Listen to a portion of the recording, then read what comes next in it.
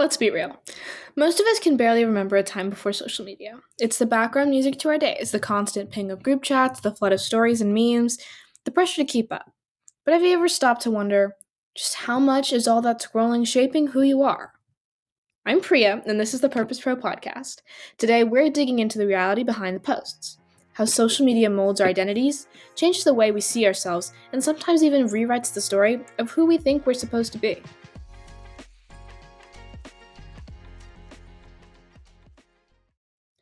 There's a saying that goes, you are what you eat. But lately I wonder if it's more like you are what you scroll. Think about it. On average, teens spend almost 5 hours a day on social media platforms. That's more time than we spend eating, doing our homework, or probably talking to our families. And it's not just what we're doing, it's how it's affecting us. Every day, we're bombarded with images of people living their best lives. Perfect skin, perfect friends, perfect aesthetics, but what we see is just the highlight reel, the best 5 seconds of someone's entire day. Psychologists have a term for this: social comparison theory.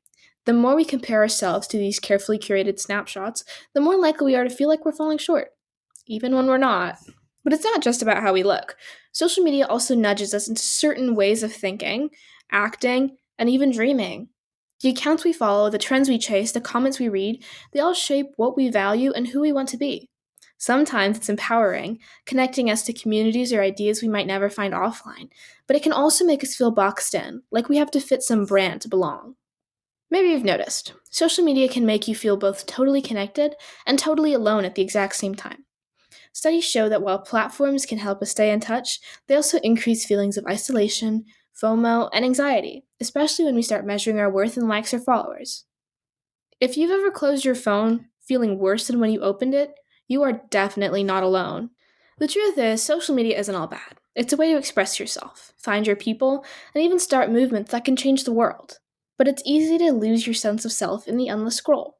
Sometimes stepping back and asking, am I posting this because it's real or because I feel like I have to, can make all the difference.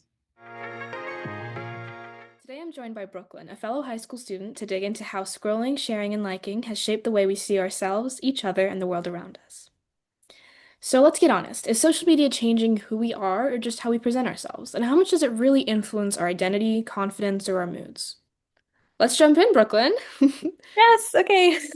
So, just general questions to start out. What's the Yeah. first app you usually open when you pick up your phone? Do you feel like it's the same thing every time or? I usually, honestly, the first app is probably my text messages. And Yeah. I don't know why, because nobody's texting me overnight. Everybody's sleeping, but I just open my text messages to see if anybody has texted me. And then typically after that, Instagram would probably be the first app and the app that I think I spend the most time on. Mm, Um, so yeah. yeah. I think I probably say the same thing. I feel like I usually Yeah. open my text messages first, and then when I realize nobody's texting me, I go see It's what like, else I what are can you look at. looking for? Yeah. Like, okay. Um, It's also a little embarrassing. I'm like, why did I get yeah, I like what feel am like I sometimes we here sort of for? feel What am I like we looking have to for? be busy in some way. Yeah. I don't know. Maybe it's just like a habit that, Yeah. Have to reply to people like, what did people ask me? yeah. What happened while I was asleep? What did I miss out on? How much time do you think you like spend on Instagram, since you said that's what you probably use the most? I think like it honestly really depends on the day because during the school year, I'm just not on my phone in general that much because I just don't have the time to be on my phone because I'm always doing something or like in class. Yeah. But if I'm really having a day where I'm like at home doing nothing, I can find myself like scrolling for hours and not even realizing. Yeah. But so I mean, I guess like probably I would say I would never spend more than like 3-ish hours on Instagram or any social media a day, but that's still kind of a lot. Yeah. And I'm not proud of that number, but I would guess it's probably something around there. And then, I mean, mindless scrolling, we all sort of do it. Yeah. Like you said, sort of when nothing's going on, you have nothing better to do, you just Yeah. open it and get sucked in. How does it make you like, how does it make you feel after you spent a while scrolling? Like you sort of close the app and you're like, wow, I just wasted a lot of time. Yeah. How does that sort of change the way you feel and how does that change your day, you know? I just think it's so I'm trying to find the words. Not even like I feel bad because of like what I'm taking in, but it just like I think that there has to be some sort of like chemical something happening in your brain that I just feel like bleh, you know? Yeah. I just feel like more tired and more uninterested in doing something productive. And then I like feel guilty for being unproductive, but I don't really have the motivation to like, That guilt is pretty key, I you know, feel. yeah, like Especially like since we're so hustle culture, we're so yeah, constant very like much. doing something Yeah. that when you take a break, you feel guilty if it's not a productive break, and Yeah. scrolling on the internet is peak Not, yeah. unproductivity. Yeah, not exactly the best way you could spend your time. And then it's like I wanna, I'm like, oh geez, like I should probably like go do something helpful, now. But then it's like I don't really have I've like literally don't have the energy because like my body just hasn't been moving all day, or at least not for a while. So I don't have the motivation or the energy to like go do something more productive. Yeah. And where do you think like that line between I'm just talking to my friends and I'm catching up on what's happening with my friends and family and I'm staying connected versus I'm getting sucked into it and that bleh feeling of I'm wasting time. Because I feel like when I'm going through like my friends' posts and I'm seeing all their stuff, usually that makes me really happy. Like I Me love, too. seeing my friends all cute and happy and having fun. I mean, on one hand, but then I feel like, if I'm scrolling through just my For You page on TikTok, it's less about connection and more just like consuming Yeah. content to no end. Yeah. Where do you think that line is of productive consumption of content and that mindless scrolling? For me, I kind of like once I've reached a point where I'm scrolling through posts or what have you, and I'm no longer really like engaged in what I'm seeing, and I'm not watching these videos all the way through, and I'm not interacting with the posts, I'm literally just swiping and swiping. Yeah. When I have enough self-awareness in the moment to recognize that that's what's going on, that's when I'm kind of like to put the phone down for a second. Sometimes it gets to a point where it's just like it takes me a little bit longer to realize that that's what I'm doing in that Yeah. moment. And I don't always put my phone down when I should. But sometimes it happens early on. It's like I'm not even looking at this video. Like, let's set it down. Yeah, it's just playing no matter Yeah. what. Mhm. Yeah. Yeah. So, but I definitely do think that there are benefits in like having social media as a tool to communicate with friends and family and like see what everybody's up to. And even like pop culture and stuff, I feel like is fun to kind of engage yourself with, or political I content feel and like our generation has a there. pretty unique sort of culture of us as a Yeah. generation because, before it wasn't like, millennial versus boomer versus whatever else. Like that whole idea of us as a generation being united over this use of social media is pretty Yeah. unique, I feel. I agree. There's something I think as a generation we have a different sort of appreciation for it Mm. as a tool and a source and another like to express our interests and creativity and express ourselves. And I think maybe older generations just don't really see it as that, which isn't necessarily a bad thing, but sometimes it's harder to kind of get them to understand why we might be so invested in it. Yeah, yeah, for sure. And I mean, like, part of that is that sort of self-censorship when it comes to trying to look good, but also as a tool for connection. Where's that sort of divide? When does it feel like you stop using it positively when you're sharing on it?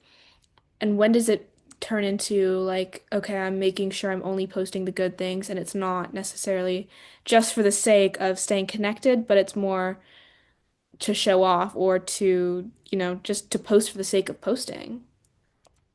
A good question. I think I'm so on my social media accounts, I actually like barely post ever. Yeah. At least like on my main accounts on both. I mean, the only social media platforms I'm pretty active on are Instagram and TikTok. And so in terms of Instagram, I barely ever post, but I post a lot of my stories, and that's more of like a like I'm in this pretty place. Let me show a picture because I rarely ever post pictures of myself. It's like if I'm in doing something cool or looking at something cool and I want to share that. Um, I would like to say that I'm actually pretty good at keeping my posting genuine and in like only sharing pictures of things that I like really want other people to see and not coming from a place of like wanting to show off. Yeah. Um, my TikTok, I just don't post, period. Um, and then if we get into like spam accounts or like the kind of for fun accounts that I have really only my close friends following, those I'm really active on because I can honestly just post like whatever I want.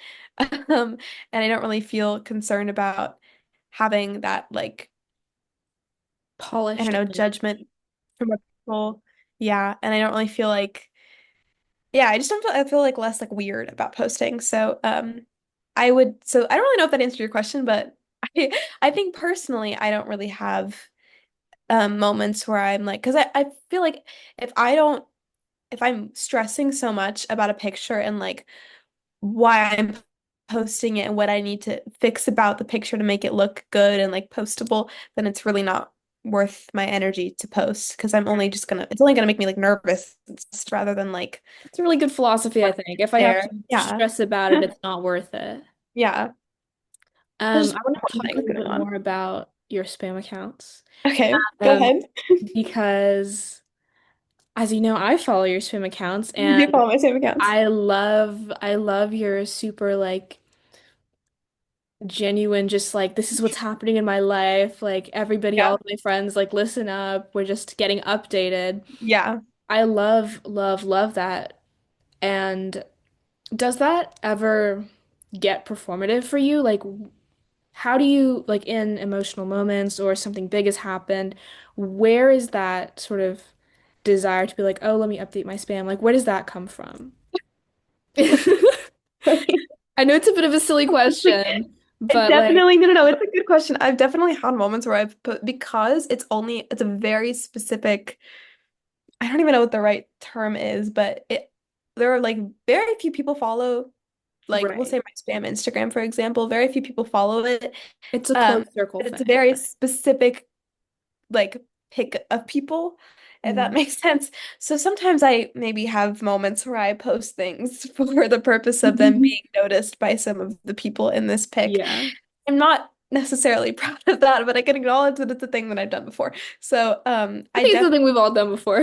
yeah. And then almost always it results in me like looking back on it months later and being like, oh, that's Oh, really it's embarrassing. Yeah, it's horrible. And I think now because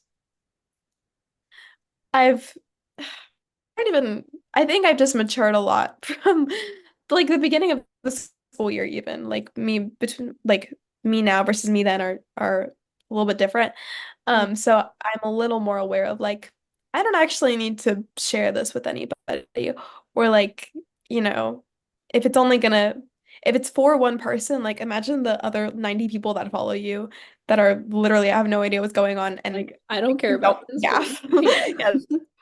Yeah, and it's I don't know. So now I'm a little bit better about that, but I've definitely had my moments of posting things that didn't need Yeah. to happen. And were maybe a little performative and a little bit like Yeah. notice me. I mean, ooh, maybe this is just something um I've experienced. I feel like this is a little bit universal, but I feel like, you know, Yeah. the first time you post or something like on a new platform, you're like, oh, I posted. Like, oh my gosh. And Yeah. there's sort of like Yeah. there's a little bit of a dopamine rush that comes from that, like, you know, that For first sure. like 10 people liking your post and the first, 20 people commenting, you're like, that's me. People like me, you know? It's fun. Um, Yeah. so Like, do you ever feel like, comments, likes, do you ever feel like that affects your mood or your confidence when it comes to like your online life? I think a little bit. I know for when I was first on social media, like sixth, seventh grade, maybe before that, I cared a lot about that kind of stuff, which I think is a very like middle school mindset. Um, but even as I got a little bit older, I was really hyper fixated on like follower numbers, and like how many followers I had. But again, I think it's a very middle school mindset and also like not something I Popularity sort really, of. yeah, it's not really something I particularly care about anymore. But there was definitely, and when because I used to post a lot in like seventh, eighth grade. So around that time, I definitely got that same sort of rush from like every post, and like I would post and like put my phone down because I just like would get so like nervous and whatever. Mhm. And then I would get so excited with like the comments and the likes, and half the time like would go and delete posts that I'm like, oh, this one got like half as many likes as the one after it. Um, or like, like you stare at a picture too long and you just convince yourself that it looks weird. And I would do that with a lot of my posts because I would just always go back to them and like double check and make sure that they look cool. And I'd be Yeah. like, you know what? No, I don't like it. And I would just take it down. And I think that's probably part of the reason why I've stopped posting like more recently. Because I've realized like I just don't like I'm posting on my spam account where I can be silly and like be myself, but I don't think that I've reached the level of confidence that I would like to have to be able to post like pictures Whatever of you my want. like Yeah. yeah, like Instagram worthy pictures and Mm. like not be in my head about how I look or if other people will think I look good or like will comments. And I'm a little, I'm not proud to say that, but I do think it's something I can acknowledge about myself. And I hope one day that or I'm sure one day I'll feel a little more into it and a little more confident and be able to post like nice pictures of myself on Yeah. my actual social media platforms, not be worried about other people's approval.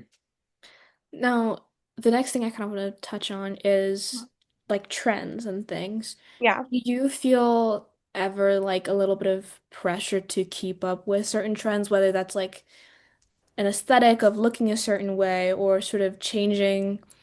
I feel like aesthetic is a big one. I feel yeah, like a lot of people I know have changed their style or whatever to fit into more of a specific aesthetic. Do you ever yeah. feel like you've experienced that direct pressure because of social media? I, like a little bit, I guess. This again that was like really prominent when I was like during COVID. Mm.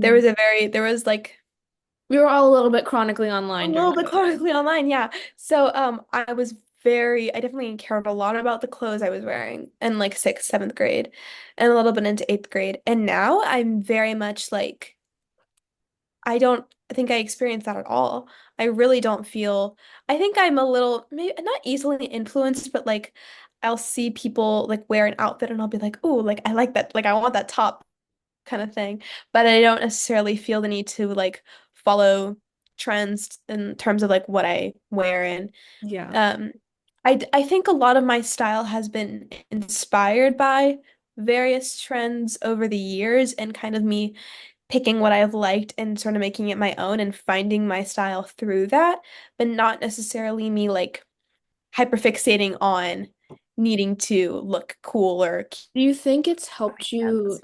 sort of find your style and find what you like sort of easier or faster than if you Yeah, were just like, whatever, not I seeing all think these trends? so. Yeah?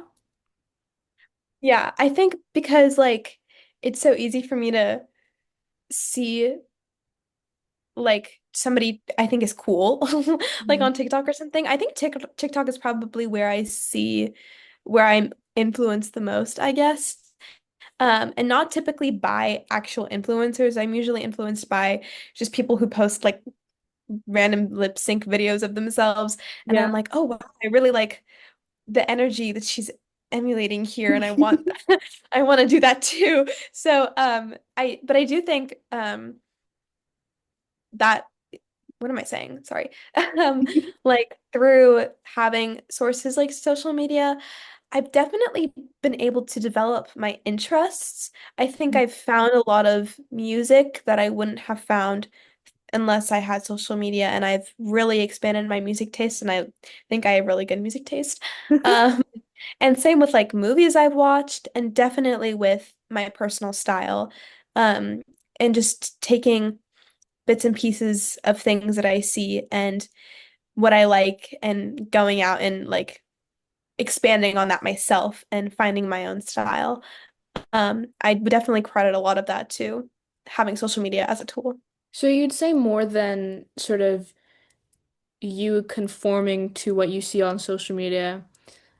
I feel like maybe it's helped you find your niche a little bit more. Yeah, Yeah. yeah, I would agree. Because I don't really feel like the pressure of conforming. I like that word. I don't really feel like the need to, this is how what people are wearing, this is what people are doing, and I need to do that. It's more of like, oh, like that's really cool. Like maybe I should XYZ, you know? Yeah. Let's see. Do you think social media has like directly affected your mental health in a positive or negative way? Like, do you think you can pinpoint a moment where something happened in your life, in your mental health journey, as a direct result of something happening on social media or something going down, you know, in a I way think, that it wouldn't have if we weren't constantly on social media? yeah. I think I honestly can't pinpoint a specific time, but I will say I don't think I've ever experienced like I think that there's this belief that a lot of the times kids have really negative mental health as a result of social media and like comparing themselves to other people and just like feeling bad altogether. And I think that I've maybe had moments in the past where that has happened to me, but I don't think that any of my major mental health plummets have been a result of social media or something that's ha happened on social media. I definitely like when I get a little blue and a little I just like feel bad and feel unmotivated to do anything, that can be something that leads to me scrolling for several hours. And like I mentioned earlier, like that never has a good end result. Um and sometimes like, you know, you can see a really sad video or like a really I've pretty definitely person cried who makes about you feel dogs bad on about social yourself. media Oh my before. goodness, I always cry at the dog videos. Sometimes you see like really sad TikTok or like somebody really pretty, just, like at just the wrong moment when you're having a moment of like really feeling bad about yourself or like having a bad day and then saying something that makes you even more sad or saying something that triggers something else. Um, those are all things that I definitely experienced, but I don't think that I've necessarily had specific moments where I've felt bad about myself as a result of social media, Yeah. rather than social media kind of just like adding on to it a little bit. But I've definitely had moments of like, and again, this was something that I think I struggled with a lot in middle school. When like my friends would like hang out and post stuff on social media and like saying things like that and like realizing I wasn't invited and all of the various You're missing insecurities that out, come yeah. from that. Yeah. Which doesn't really happen anymore because I think I've I've found a really solid group of friends more recently, but I definitely did not have that when I was younger. So it was definitely a problem that I had. Yeah.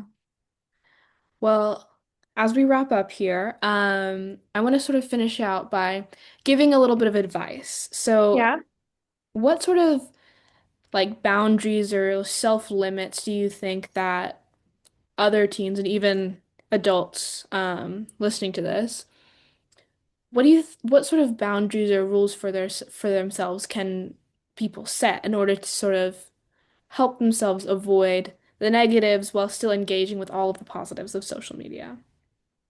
I think you should take advantage of the options to block people and to hide content because I was so scared to do it and now I do it all the time. If I see somebody that I just really like every time they pop up on my feed, I'm like, you just make me miserable. Block, and I never have to worry about seeing their content again. Or if I see a type of post that I'm like, I don't like this, you can just say I'm not interested, and over time the algorithm will adjust and like stop showing you things that it knows that you don't respond well to.